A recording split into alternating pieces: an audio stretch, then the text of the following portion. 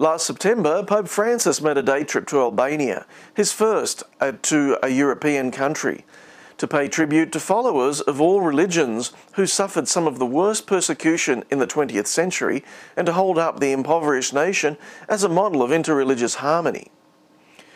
Albania, which suffered some of the worst religious persecutions in the 20th century when dictator Enver Hoxha, a fervent Stalinist, banned religion there in 1967, and churches and mosques alike were razed to the ground, driving all religions there underground. Pope Francis was believed to be at risk of assassination attempt by Islamic State militants during his visit to that country, according to Habib al-Sadr, who's Iraq's ambassador of the Holy See, saying that though he was not aware of specific plots, the Pope may be in danger during his visit. What has been declared by ISIS is clear. They want to kill the Pope, al-Sadr said, adding, the threats against the Pope are credible. Pope Francis has spoken out against the Islamic State's human rights violations, saying in a press conference in August that, in these cases where there is an unjust aggression, I can only say that it is licit to stop the unjust aggressor. The statement came in response to a question on whether he supported US airstrikes in Iraq, after which Pope Francis clarified, I underscore the verb stop. I don't say to bomb or make war. Albanian law officials had reportedly raised concerns for the Pope's safety to Interpol, citing the return of Islamic militants who trained in Iraq and Syria had returned to the country. In a statement released mid-September, Saudi Arabia's top clerical council, the only body in that country authorised to issue fatwas or Islamic legal opinions, declared that terrorism is a heinous crime under Sharia and perpetrators should be made an example of.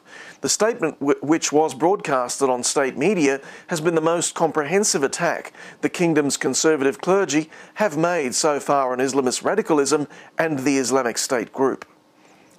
The statement, which was signed by all 21 members of the council, quoted extensively from the Quran and sayings of the Prophet Muhammad that the statement also prohibits militant financing or encouraging young people towards militant acts. It said people who issued fatwas or other opinions that justify terrorism were not permissible in any way and were the order of Satan. They did not specify particular punishments, but said they would act as a deterrent. Saudi Arabia applies the death penalty usually by public beheading for many serious crimes. This statement comes only days after Saudi Arabia and other Arab states pledged in Jeddah to combat military ideology. Sharia is the primary legal system in Saudi Arabia, where clerics of the official Wahhabi Sunni Muslim school enjoy significant power through a close alliance with the ruling al-Saud dynasty, which bases its legitimacy in part on religion. Some liberal Saudis and foreign analysts have said that while senior Wahhabi clerics have spoken out against military groups, they routinely use highly intolerant language towards Shiites and non-Muslims, and this contributes to radicalisation. According to recent reports in the media, the Islamic State has blown up yet more historical buildings in cities under its control. The latest examples of destruction happened in the Iraqi city of Tikrit, where the Green Church and the Al-Arbain Mosque are now both gone. The Green Church was one of the oldest Christian churches in the Middle East and dated back to the 7th century. As for the mosque, it was a shrine as well as a historical building. It was also the resting place of 40 fighters from the early days of the Islamic period of expansion.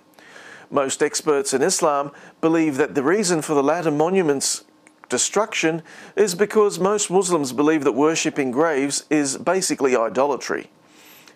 As explained at the beginning of the story, these are but two examples of what has become more or less standard behaviour from the Islamic State. At Mosul, all 45 local Christian institutions are believed to be gone. In the provinces of Kirkuk and Nineveh, it is the tombs of the prophets Jonah, George and Daniel that have been blown up.